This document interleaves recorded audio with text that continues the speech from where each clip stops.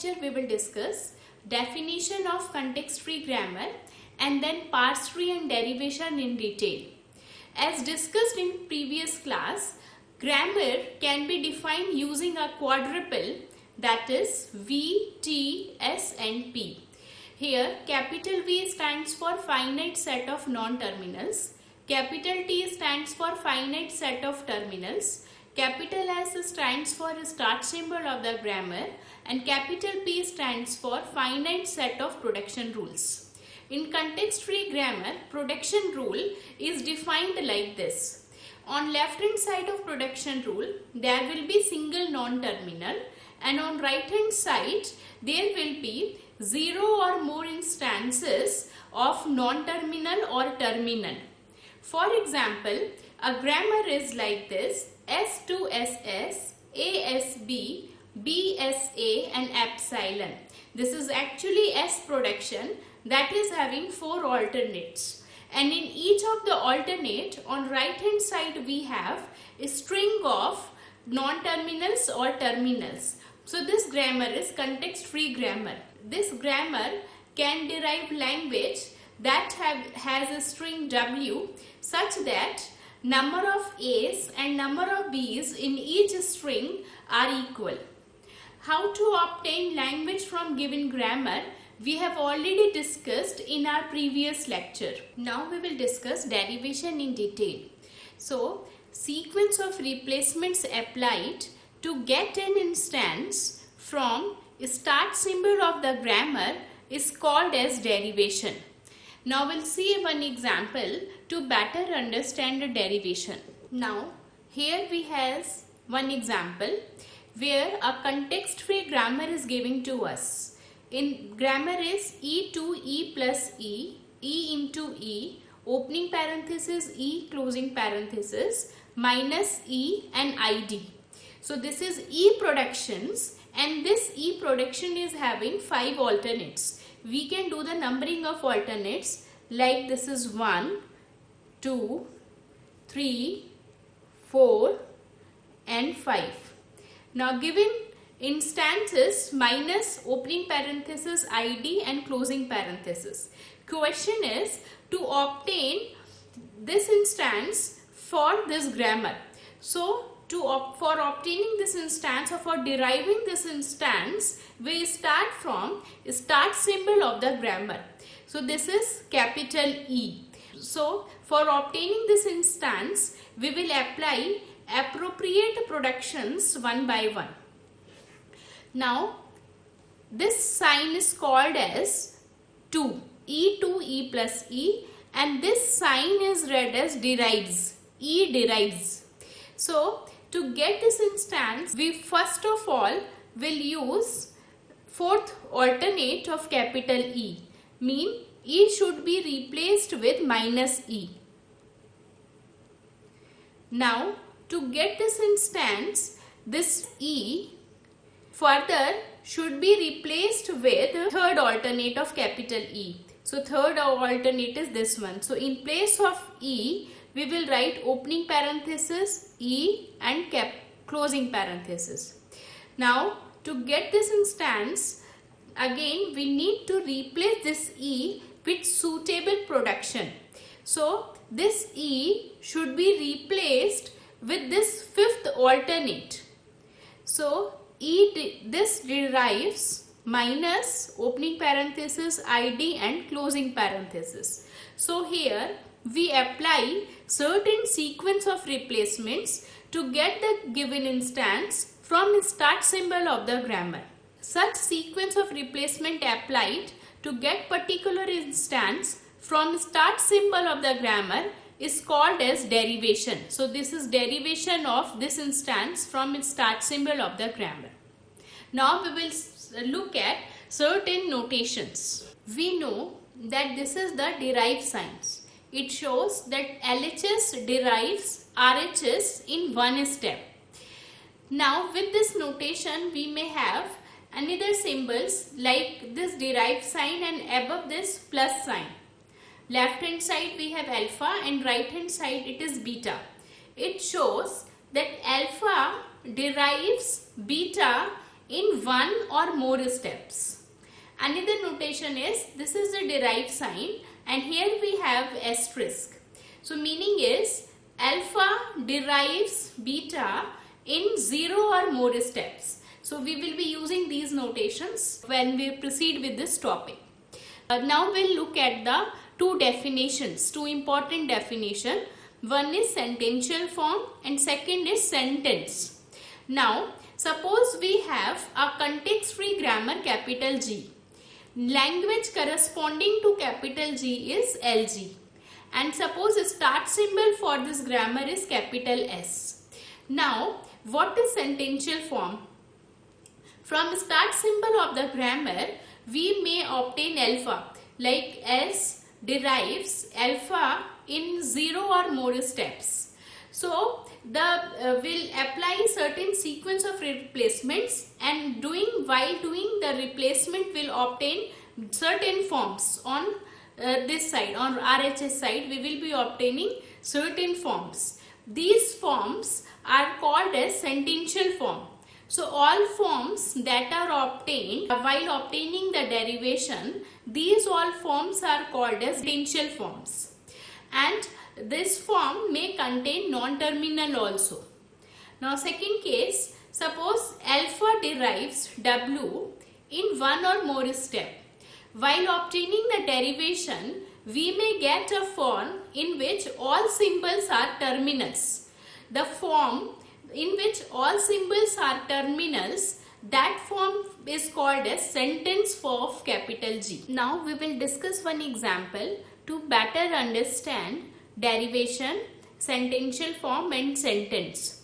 Now the same grammar is with us. It is having 5 alternates. Instance is minus opening parenthesis id plus id and closing parenthesis. So question is obtain derivation for this instance from start symbol of the grammar, and this will be obtained in one or more steps. So how to obtain derivation? We'll start from start symbol of the grammar. To get this instance, we'll select the appropriate alternate of capital E. So we should use fourth alternate first to get this instance. So we will write E derives minus E. Now in minus E, this E again should be replaced with appropriate alternate. Now here we should select third alternate to replace this capital E. Now we will get minus E should be replaced with opening parenthesis E and closing parenthesis. Now next is we'll select the next alternate for E, capital E. To get in parenthesis we need to get id plus id, mean plus operator is to be taken.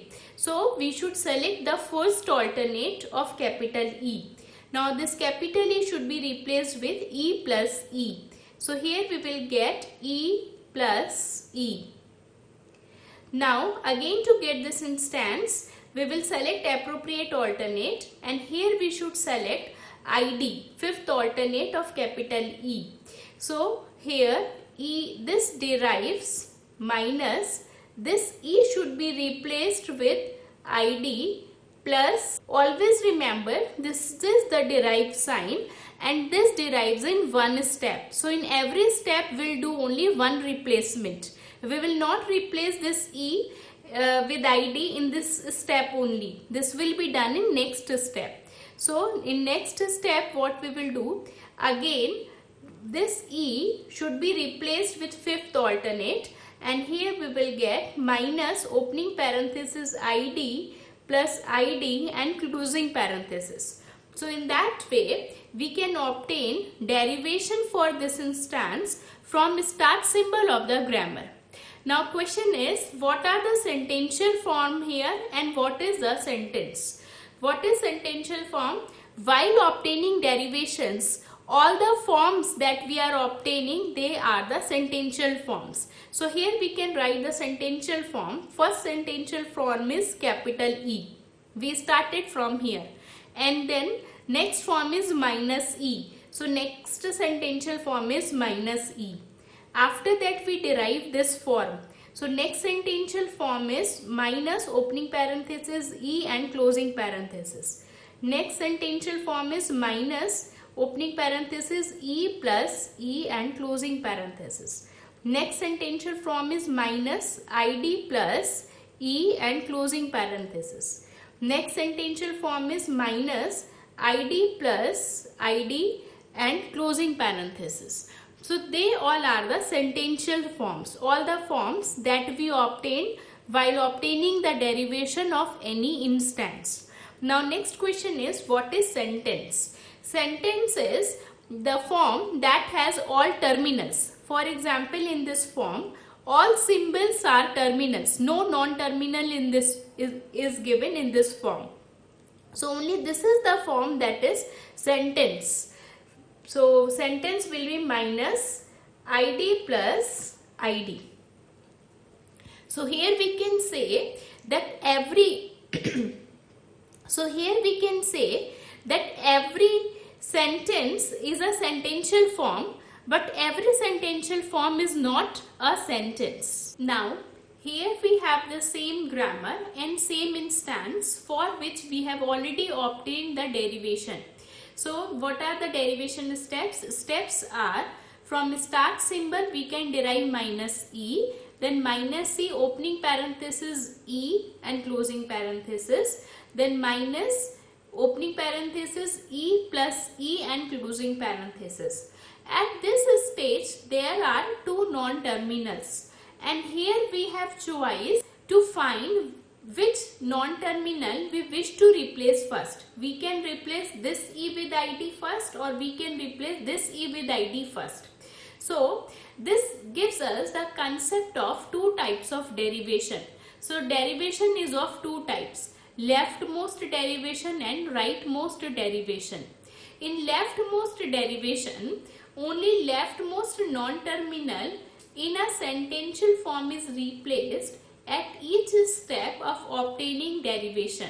It means while obtaining the derivation, at every sentential form we replace the leftmost non-terminal first. So at this stage there is only one non-terminal, at this stage there is only one non-terminal, and in this sentential form there are two non-terminals. So we will replace the leftmost non-terminal first. It means we will scan this sentential form from left to right, and the non-terminal that is coming first, it should be replaced first. So here we are having this E is appearing first, so this should be replaced with ID. Now after replacing this we will get minus opening parenthesis ID plus and E. Now this capital E should be replaced with ID. So this is called as leftmost derivation. Now what is rightmost derivation? In rightmost derivation, at every step of derivation we replace the rightmost non-terminal first. So here we will get E to minus E, then this form and then this form. In this sentential form there are two non-terminals. So the non-terminals that is coming first from right to left mean this is a rightmost non-terminal. So this should be replaced first, and then this non-terminal should be replaced with ID. So this is called as rightmost derivation. So in this topic we may be asked to obtain leftmost derivation, rightmost derivation, to find the sentential form as well as to find sentence. I hope up to here the concept is clear. Now next we will discuss the parse tree.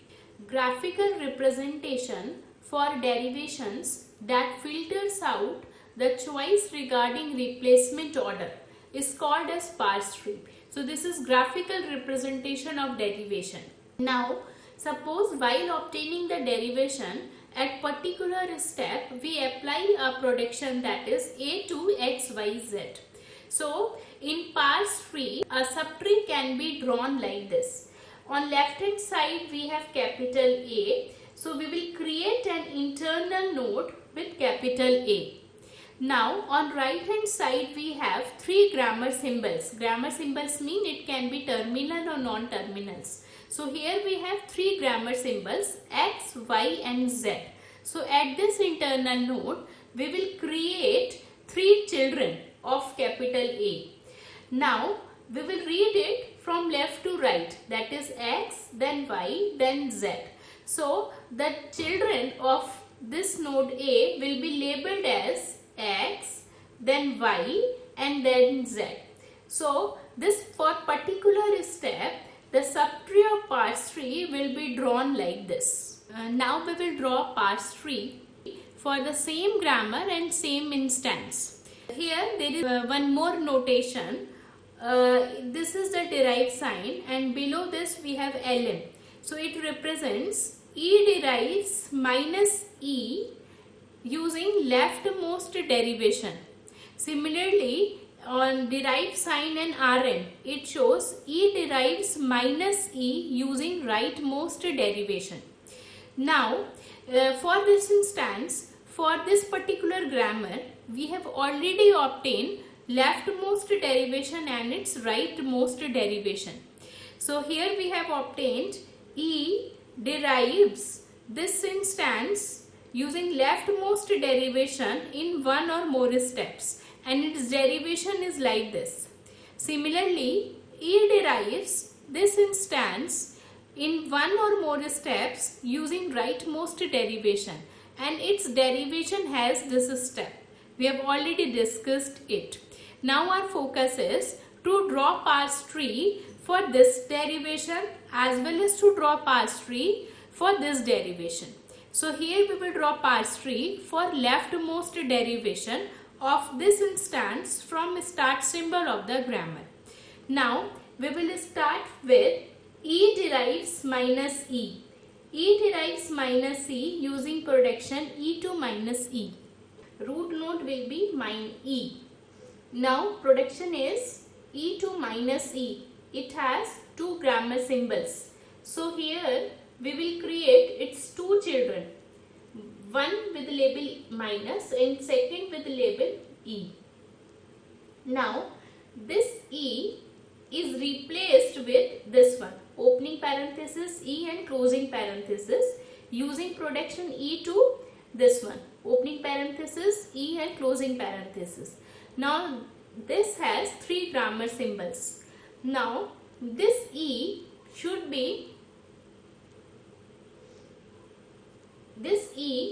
have 3 children with the label opening parenthesis E and closing parenthesis. Now here this E is replaced with E plus E using production E to E plus E. It has 3 grammar symbols. So here we will create 3 children with the label E plus and E. Now next, this E is replaced with ID using production E to ID, and it has only 1 grammar symbol. So E to ID. Now next, this E is replaced with ID using production E to ID. So here we can create one child of it with label ID. So in that way we can generate the parse tree for any derivation. Similarly, here we have rightmost derivation, and for this derivation also we can generate the parse tree. So first is E derives minus E using production E2 minus E, and it has 2 children. So we will create a root node with E, and next is 2 children, one with label minus and second with E. Similarly, for this E is replaced with this one. So here we will create 3 children with the label opening parenthesis E and closing parenthesis. Here this E is replaced with E plus E using this production E to E plus E. So here again same, we will create 3 children E plus and E. Now in rightmost derivation, this E is replaced first with ID using production E to ID. So here we will replace this E with ID. Now in this derivation step, now we replace this E with ID using production E to ID. So now we will create one child of this E with leaf marked as ID. So here what we are observing, that in derivation step sentential forms are different.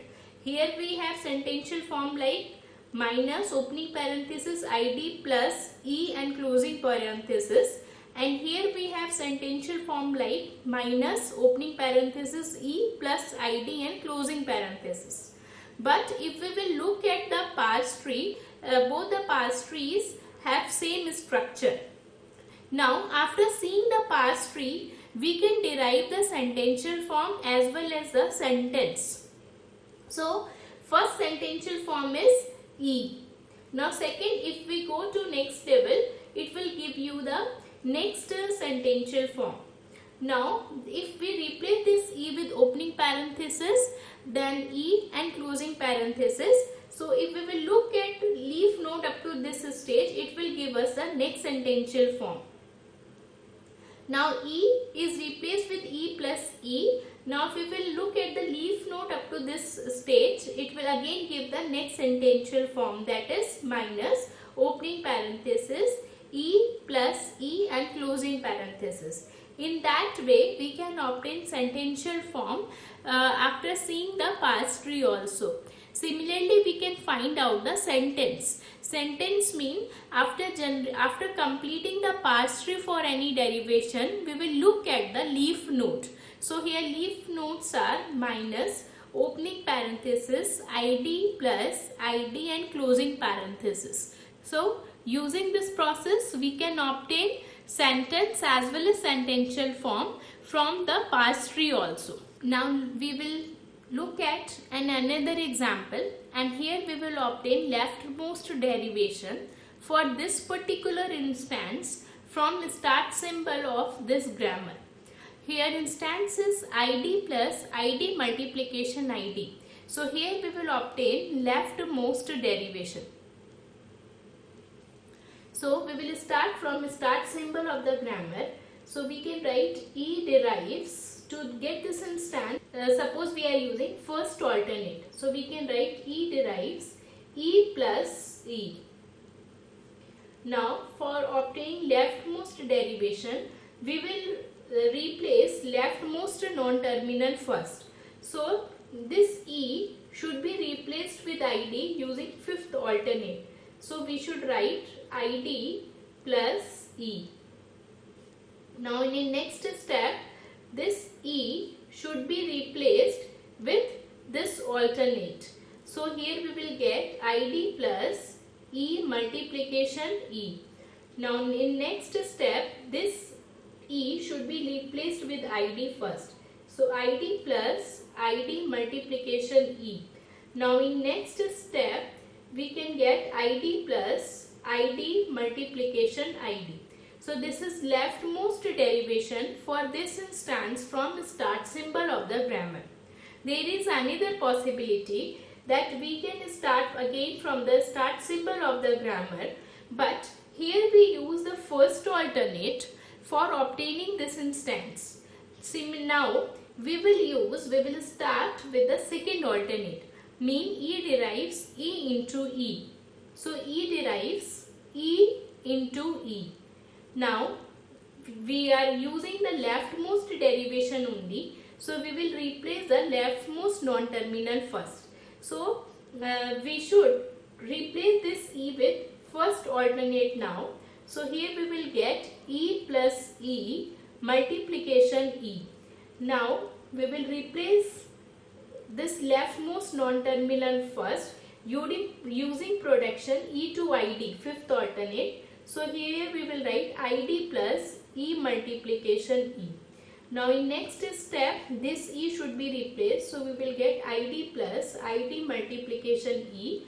And in last step, we will replace this E with ID. So we will get ID plus ID multiplication ID. So what we are observing here, that the same instance is there and we are applying only leftmost derivation. Even then, here we have choices to use the production. If we are using this alternate, then this is the derivation. If we are using second alternate, then this is the derivation. Now For both the derivations, we can construct the parse tree. So here we will start from capital E. Now E derives E plus E. So here using the production E to E plus E, we will create its three children with label E plus and E in order. Now this E should be replaced with ID. So this E should be replaced with ID. Now this E should be replaced with E into E. So using production E to E into E. So three children should be there with the label E into E in order. Now next this E should be replaced with ID, and then this E should be replaced with ID. So in that way we can construct the parse tree for this particular derivation. Similarly, we can construct parse tree for this derivation. So again we will start from root node, and now E derives E into E. So using production second alternate E into E. So here we will create its three children with label E into and E. Now this E should be replaced with E plus E. So here we will create its three children with label E plus and E. Now this E should be replaced with ID, then this E should be replaced with ID, and then this E should be replaced with ID. So this is the parse tree for this leftmost derivation. Now what we are observing here, that for particular instance there are two parse trees. Now there are certain important points, 4 important points. First is the parse tree ignores variations in the order in which symbols are replaced. Second is these variations in the order in which productions are applied can also be eliminated by considering only leftmost or rightmost derivations, as we have seen in previous example. It is not hard to see that every parse tree has associated with it a unique leftmost and a unique rightmost derivation. So every parse tree has associated with it a unique leftmost and unique rightmost derivation. However, we should not assume that every sentence necessarily has only one parse tree or only one leftmost or rightmost derivation. In this example, for particular instance, it is not necessary that there will be only one leftmost derivation. For example, here we obtained the leftmost derivation, but for leftmost derivation also two parse trees are there, because of the order in which the productions are applied. Now here we need to find which parse tree is correct. This grammar is for arithmetic operations. Now in the parse tree, computation is done in bottom to top fashion. In bottom to top fashion mean first computation will be done of this section, ID and ID will be multiplied, result will come over here, and then this result will be added to this ID, and then result will come over here. So in this particular parse tree, first we will do the multiplication of second and third variable, and then addition will take place. In this parse tree, what is happening? Again computation will done in bottom to top manner. So first we will perform the addition of these two first identifiers, first variable and second variable, and then this result will be multiplied with this third variable. Now as per the arithmetic rule, this expression says that first of all multiplication should be performed. As per the BODMAS rule, multiplication should be performed in between second and third variable, and then the result should be added up with the first variable. Now this parse tree is satisfying the property of arithmetic operations, but this parse tree is not satisfying the property. So this parse tree is correct and this is wrong. So we should select this parse tree and we should ignore this parse tree. Why this is happening here? Because the given grammar is ambiguous grammar. The ambiguity of the grammar will be discussed in next lecture. So this is all about derivation and parse tree. If you have any doubt, then feel free to write in comment section. Thank you so much.